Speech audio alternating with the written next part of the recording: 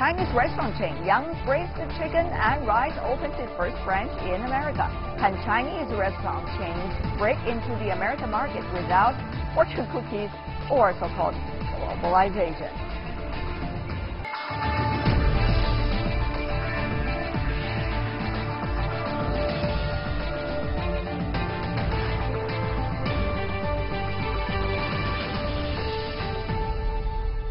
And you're watching World Insight with Tian Wei, coming to you Monday to Friday on CGTN. Chinese fast food chain Young's Braised Chicken and Rice opened stores in the United States. The brand has built about 6,000 restaurant empire across the Chinese mainland, Japan, Singapore, and Australia. And it has accomplished this with one single dish, clay pot chicken. This Shandong-style eatery is not the first Chinese chain to venture abroad. Rougamo, Chinese crepes, and also hot pot have also been attracting foodies across the United States. Chinese traditional cuisine has absorbed the lessons of Western fast food and is now showing its charm. Really? Can the Chinese restaurant chains achieve their American dreams? We look in our panel to find out, even though none of them are coming from America, but certainly they have a judgment of their own. So let's meet Gail Zohar, who is an FM lifestyle host, originally coming from Israel, I understand. Yes. Gail, welcome to our program. And also in Beijing studio, we have Elliot Ji, owner of the UnivK Restaurant. I guess that's a Korean restaurant, right? Oh, yes. And you yourself is a Chinese. Yes. Okay, very interesting story. All mixed up there. Exactly. Welcome to our program as well. Elliot, what do you say? I mean, Chinese fast food chains seem to be spreading around like wildfire, according to what we just learned. I think Chinese fast food is more and more in America, all around the world. I think because it's fast food, so people in Western style, more inclined. Yes. Yeah. Well, we don't want to do any specific commercial promotion for any fast food restaurant or chains. Apparently, we just read some specific materials related to them, but the question really is fast food going to represent the Chinese food? I don't believe it's going to represent, but the first question that you asked was exactly the right question that entrepreneurs and restaurateurs are asking. When we look at Western food entering Asian markets, they started with a fast food, with a junk food, as we call them. And that was maybe easier to accept for a larger group of the population, a larger group of diners. From there on, it's easier to educate towards refinement, towards more accurate cuisines, more accurate flavors, more diverse regional cuisine. Beautifully said. So actually, curiosity once satisfied, there comes the real test of the taste and the style and the culture. Exactly. But the thing is, Elliot, you're Chinese yourself, right? And you're running a Korean restaurant. Yes. But the question is, how much do we know about our own food culture? Well, I think it's very less because we pass the food culture orally, with not written down. So when the chef decide to enter the industry, then the culture will not be passed down. So they are just telling the next chef in the next generation how to cook it, but without really the culture in it. Exactly. Because also Western food, they have the measurement and they have the recipe. But in Chinese food, especially the traditional ones, they don't have the recipe, they don't have the measurement. So the chefs are more relying on their own techniques. And their own experiences, yes, and what they have learned from their shifu, their master. Exactly. But on the other hand, this is kind of mystery, isn't it? I mean, it is the beauty of Chinese food. It is a little bit mysterious, and at the same time, you know, you could have different kind of styles depending on who your master is. It is accurate as long as everything works well. The problem happens especially with street food and with regional cuisines. What happens when the next generation doesn't want to do it anymore? The young ones don't want to work in the mom and dad little noodle shop. And you need to really train professional workers, a lot of them. In that case, we just talked about a restaurant that has 6,000 shops. They need to train all of their cooks to cook just exactly the same. That's when you need to write down your recipes. That's not going to happen. It's going to be hard. It's not going to happen. For any chain restaurant, it's not going to happen. That's not going to be the case. But by the way, the CEO of that restaurant has been talking about A lot of times, especially with Chinese food, there's a lot of selection and you don't know what to choose. We want to make people's choice easier. Yeah, I only have one dish.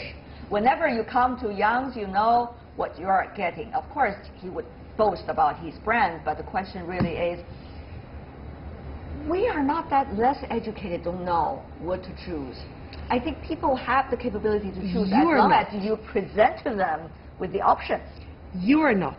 We are. And if you look at all of the Westerners coming now for the first time, actually, in touch with real, authentic Chinese food, because what we had so far, Panda Express, is not Chinese food. So for the first time, I think a lot of countries in the West, even countries that don't have Chinese communities, like my country, are coming in first contact with Chinese food. And if you give us the whole big 50-page menu, we're not going to know what to choose. So maybe start like food trucks. Yeah. One dish at a time.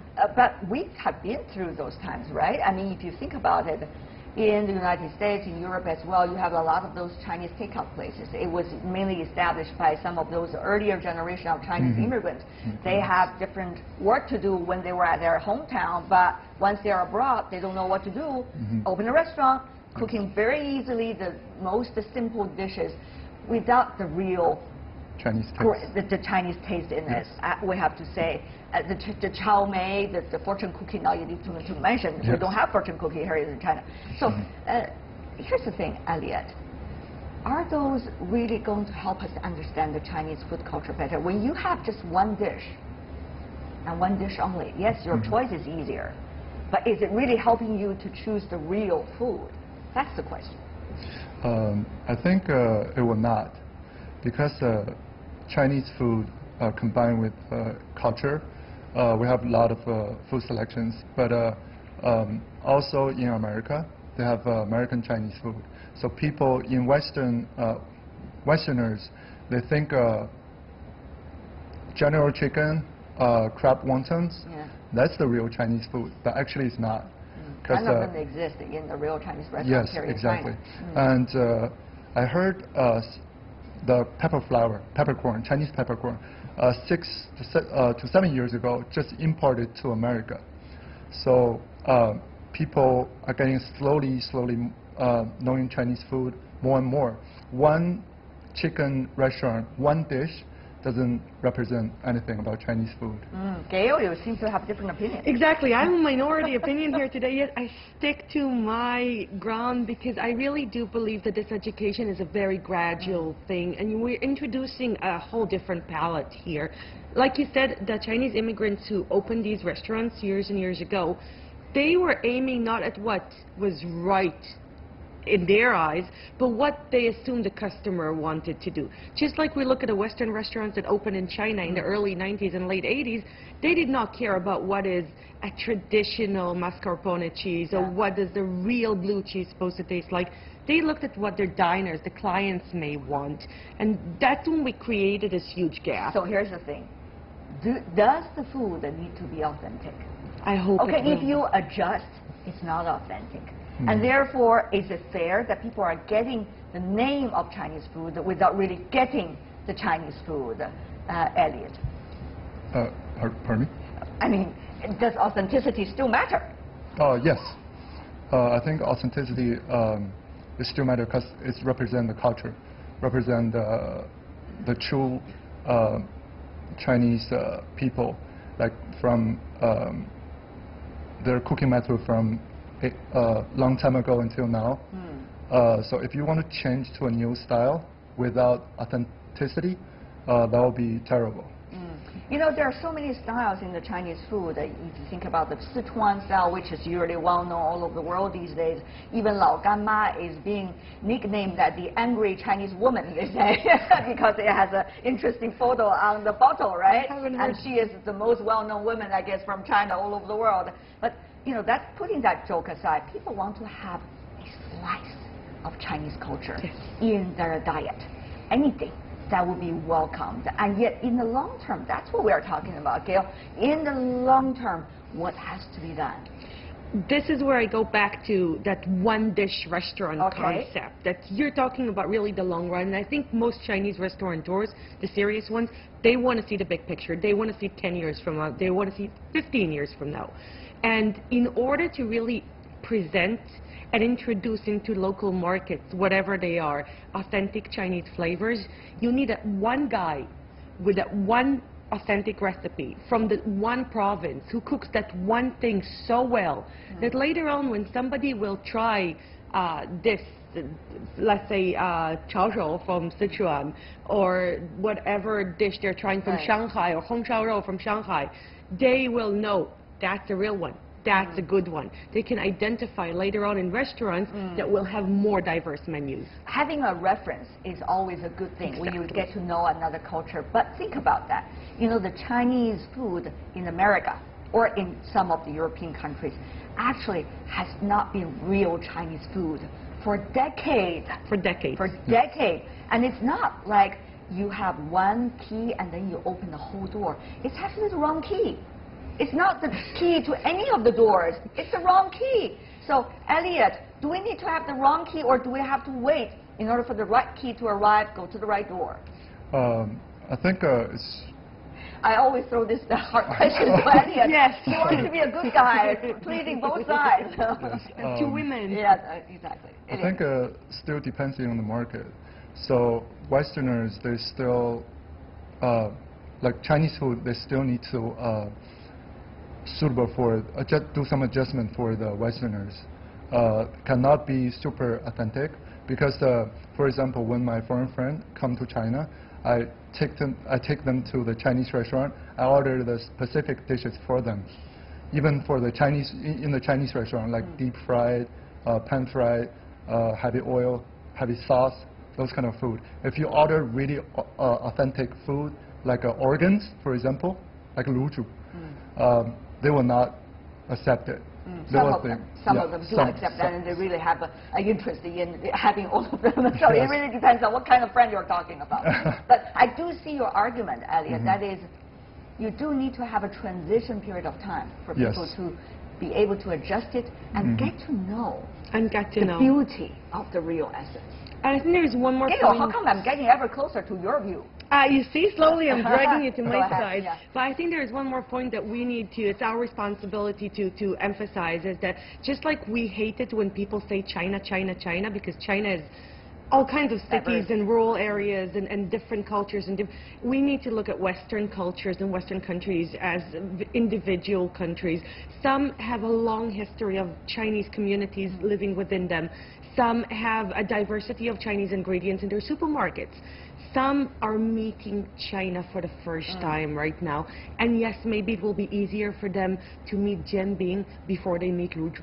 Or maybe it will be easier for them to meet dumplings before they're meeting spicy noodles or hot pot. And we need to really look at every target country separately. Yeah, that's true. But when you think about different countries accepting a different culture, it is usually the time when their economy is taking off. They're having better off life. They want to try diversity. They want to see the bigger world.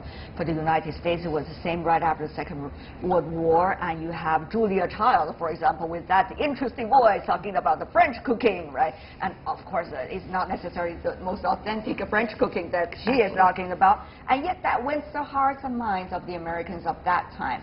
And here's the thing now. There is such an enormous amount of curiosity about China. Anything about China, food particularly, Elliot. And therefore, will these kind of restaurants with only one dish, and not necessarily the most popular one from China, going to really help people to win their curiosity even further about this food? I think so, because Young's Chicken did pretty well job in America. So people like Young's Chicken more and more. And they said, oh, if Young's Chicken one dish tastes like this, what about other Chinese food? So of course they're curious about the big menus, not like only one pot chicken. Right. We have said a lot, but one of the things we also need to take into consideration that is many of these, Chinese so-called brands, they try to go overseas with their domestic market in mind. This is there's such a phenomenon like the Chinese movies Before you get big in China, you get prizes overseas, and then you got more spotlight back at home. So it could also be true as one of those promotional skills for these restaurants to suggest that we are getting really big market overseas, and Chinese become curious about exactly why, and they would rush to these restaurants. So how much of this is really about, you know, Chinese food culture getting all over the world? How much of this is really just very simple promotional commercial skills that we are talking about, Elliot? There's a big pause always every time when I ask you a question. Well, what about this time? Yes, I think now the commercialized restaurants are more and more, like in China and all around the world. Of course. But is it the question I think we want to ask? You said really nicely, game their local market. The local market is not just here; it's also there. There are more Chinese living in the United States. There are more Chinese traveling abroad, and they want Chinese food when they're in New York. And there is also, but there's still small proportion. Still small proportion, but there's still, as you said, this very prestigious thing to put on your Weibo or Weixin account that we have been very successful in another country, or our shop is in Times Square in New York, and then somehow it does something back here. But that's not an only Chinese characteristics. I think a lot of brands in the world, if we see the big cosmetic brands, when they left their countries, they all said right after World War II, as you said, we are big in New York. So in Europe, their sales went up immediately. That's true. It's a phenomenon there as well. Exactly. You know, after discussing all of this, what is Chinese food to you? To me, I mean, Gail, how long have you been here in China? 15 years. 15 years. You got to be a connoisseur of Chinese food now. I still humbly say no, because if in 15 years of living in China and visiting over 20 provinces, in average, every other week I meet one Chinese food that I had never tasted before, it means that you live and learn. Only every other week? I got to meet every week one kind of Chinese food. Then you go out a lot more than I do. It's a great way to interpret it. What about Elliot? What is Chinese food to you? To me, it's very simple. Chinese food is a culture, the taste, and my childhood. As simple as that. Yes. I always think about the dishes my grandma provided for every dinner. That is the Chinese food. And do you believe someone can recreate this? Of course not. Of course not. It's something very special with our own life, I guess. It's true everywhere. But for now, I want to thank the two of you, Gail Zohar and also Elliot Ji.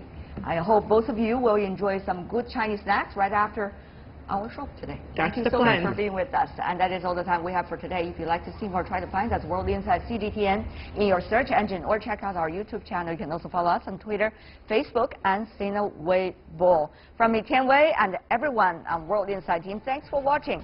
And tune in again next time for insights across China and around the world. Have a great holiday. I had some great Chinese food. Bye for now.